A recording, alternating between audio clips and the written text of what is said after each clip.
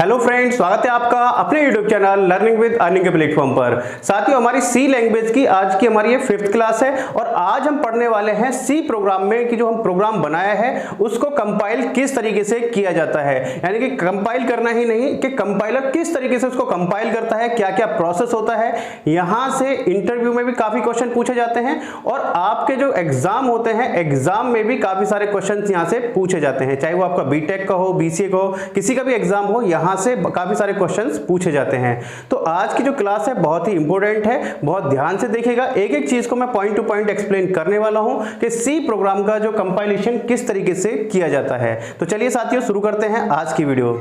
साथियों, कंपाइल का मतलब ये नहीं होता कि हमने कंट्रोल प्लस F9 किया और हमारा प्रोग्राम कंपाइल हो गया। प्रोग्राम जब कंपाइल होता है तो उसके पीछे बहुत सारे प्रोसेस होते हैं। अब वो प्रोसेस क्या क्या होते हैं उनको मैं आपको एक्सप्लेन करूंगा। तो सबसे पहले कंपाइलेशन का मतलब यदि हम बात करें, कंपाइलेशन का मतलब क्या होता है भाई, तो कंपाइलेशन की यदि हम बात करते हैं, एक तरीके से जो हमने सोर्स कोड बनाया है उसको एग्जीक्यूट करने के बाद में हमारा जो आउटपुट आता है वो सब सारा प्रोसेस क्या कहलाता है भाई, हमारा कंपाइलेशन कहलाता है। यानी कि जो हमने सोर्स कोड बोले तो जो हमने प्रोग्राम लिखा है, जैसे हमने ABCD जो भी हमने लिखा था, has include stdio.h, has include conio.h, ये जो पूरा प्रोग्राम लिखा था उसको एग्जीक्यूट करने के बाद में जो हमारा आउटपुट आता है वो सब सारा प्रोसेस क्या कहलाता है, कंपाइलेशन कहलाता है। अब कंपाइलेशन के प्रोसेस में क्या क्या होता है उसके बारे में बात करेंगे।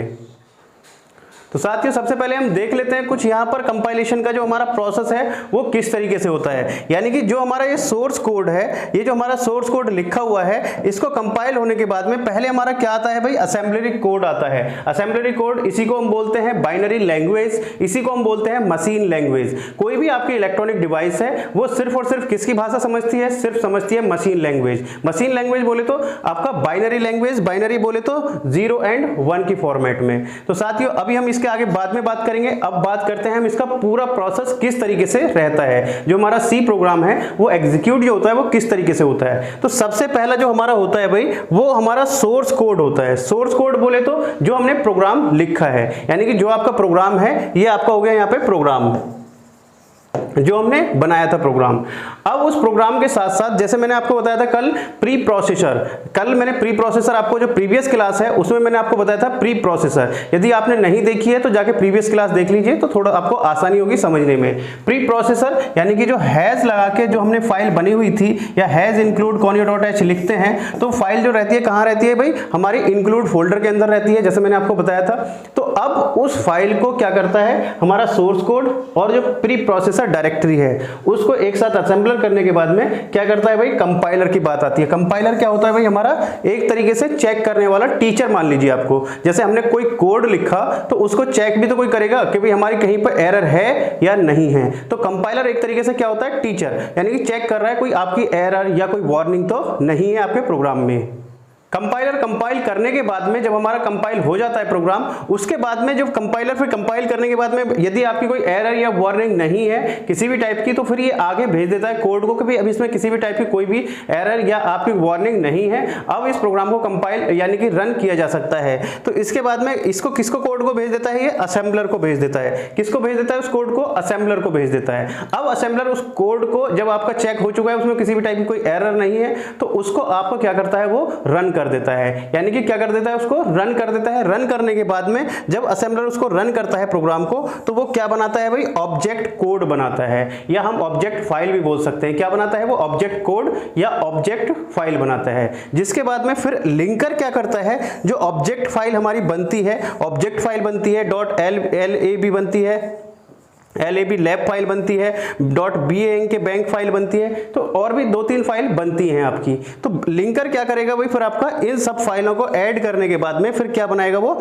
एग्जीक्यूटेबल कोड बनाएगा, यानी कि जो कोड एग्जीक्यूट हो सके। तो अब आप इनको समझ गए होंगे। इसमें 2-3 चीज है, मैं इनको फिर अब डेफिनेशन के माध्यम से अलग अलग इंडिविजुअल आपको एक्सप्लेन कर देता हूं। साथियों अब सबसे पहला आता है इसमें प्री प्रोसेसर। प्री प्रोसेसर के बारे में मैं वैसे तो आपको प्रीवियस क्लास में बता चुका हूं लेकिन फिर से बता देता हूं। प्री प्रोसेसर का मतलब होता है जो प्री प्रोसेसर, यानी कि प्रोग्राम को कंपाइल कराने से भी पहले वो क्या हो, प्रोसेस में लेके आए, यानी कि वो प्रोसेस में लेके आए। जैसे मैंने आपको बताया था हैज, यानी कि हैज जो है हमारा ये क्या है भाई, प्री प्रोसेसर है। इसको प्रोग्रामिंग में हैज नहीं बोलते, क्या बोलते हैं, प्री प्रोसेसर। यानी कि जो हम लिखते हैं हैज इंक्लूड stdio.h तो वो क्या है, हमारा प्री प्रोसेसर प्रोसेसर है यानी कि जो stdio.h है वो क्या एक हेडर फाइल है। वो हेडर फाइल किस में इंक्लूड है, आपका इंक्लूड फोल्डर के अंदर है। तो उसको जो आपका प्रोसेस में लेके आता है कंपाइल करने से पहले वो लेके आता है हैज। तो हैज का मतलब होता है भाई किसी भी चीज को, प्रोग्राम को कंपाइल होने से पहले उसको प्रोसेस में लेके आना, उस किसका काम होता है, प्री प्रोसेसर का। आगे बात करते हैं, नेक्स्ट है भाई हमारा जिसका सबसे इंपॉर्टेंट रोल है वो है हमारा कंपाइलर। कंपाइलर का क्या काम होता है, जो भाई हमारा कोड कन्वर्ट हुआ था यानी कि जो प्री प्रोसेसर के थ्रू आ चुका है, जो हमारा सोर्स कोड है उसको कन्वर्ट करता है किसमें, असेंबलरी कोड में।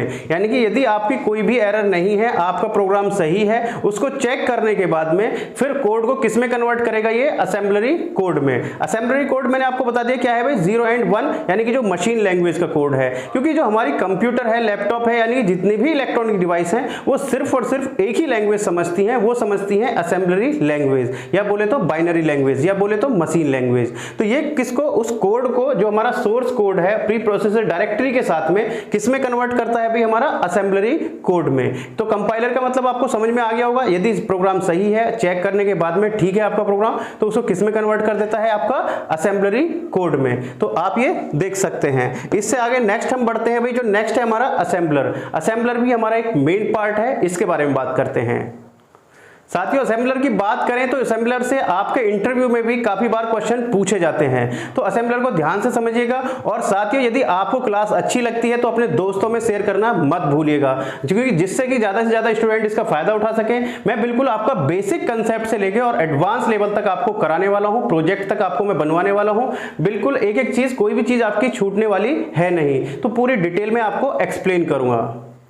तो साथियों असेंबलर का जो काम होता है, जो हमारा असेंबलरी कोड आया था या मशीन लैंग्वेज का जो कोड आया है उसको कन्वर्ट करता है किसमें, ये क्या बनाता है, ऑब्जेक्ट फाइल बनाता है। क्या बनाता है ये हमारा ऑब्जेक्ट फाइल बनाता है। उस कोड को कन्वर्ट करने के बाद में क्या बनाता है, ये ऑब्जेक्ट फाइल बनाता है। ये आप देख सकते हैं यहां पर। अब आपका जो क्वेश्चन पूछा जाता है, क्वेश्चन ये पूछा जाता है कि जो हमारा ऑब्जेक्ट फाइल ये बनाता है, उस ऑब्जेक्ट फाइल का फाइल एक्सटेंशन क्या रहता है। ध्यान रखिएगा उसका फाइल एक्सटेंशन क्या रहता है, और वो भी अलग अलग होता है। क्या विंडोज में अलग होता है और आपका जो यूनिक्स में यानी कि उसमें अलग होता है। तो विंडोज में जो आपका उसका फाइल एक्सटेंशन होगा वो क्या होगा भाई, .obj।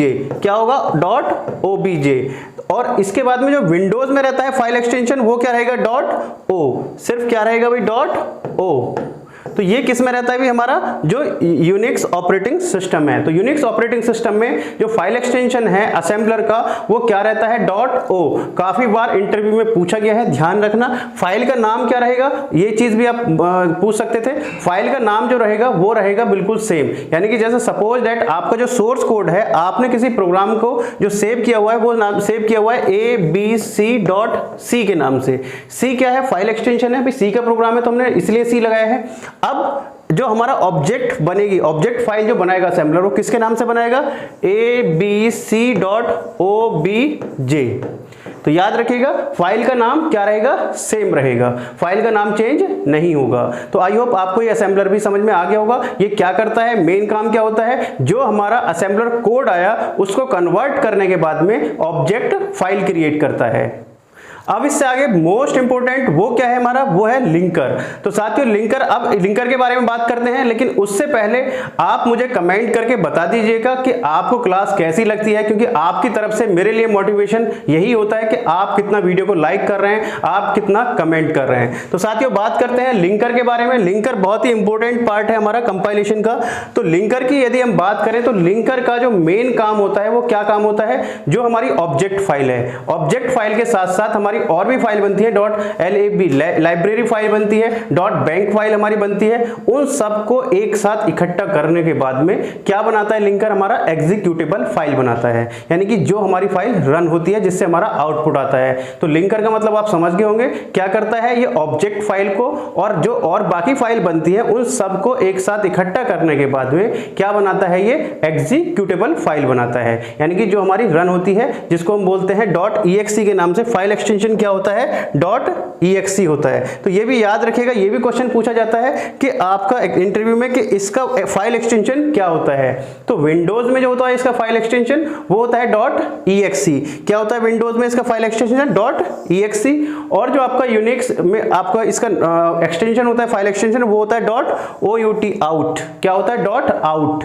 तो आप समझ गए होंगे, फाइल का नाम वही सेम रहेगा। जैसे कि आपको मैं एक पूरा बता देता हूं सिस्टम से, तो आपको ज्यादा बेटर रहेगा। भाई जैसे आपने abc नाम से फाइल बनाई, abc.c, तो ये हो गया आपका सोर्स कोड, यानी कि जो आपने प्रोग्राम बनाया है। इसके बाद में जो हमारी ऑब्जेक्ट फाइल बनेगी वो बनेगी abc.obj। ठीक है, क्लियर है। इसके बाद में जो हमारी एग्जीक्यूटेबल फाइल बनेगी वो बनेगी हमारी abc.exe।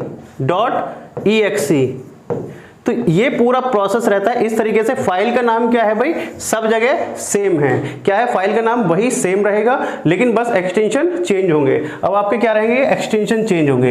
अब इनका याद रखिएगा जो मैंने आपको बताया है, लिंकर का, असेंबलर का और कंपाइलर का, कि इनका क्या काम होता है। तो आपके यहाँ से इंटरव्यू में काफी क्वेश्चन पूछे जाते हैं। तो आई होप आपको आज की वीडियो पसंद आई होगी। यदि वीडियो पसंद आई है तो मुझे कमेंट करके जरूर बताइएगा। और साथियों, यदि आपका अभी भी कोई क्वेश्चन रह गया है कंपाइलेशन को लेकर, तो आप मेरे से कमेंट बॉक्स में पूछ सकते हैं। उसको मैं नेक्स्ट वीडियो में एक्सप्लेन करने की पूरी कोशिश करूंगा। तो चलिए साथियों, मिलते हैं कल क्लास में। तब तक के लिए जय हिंद, जय भारत।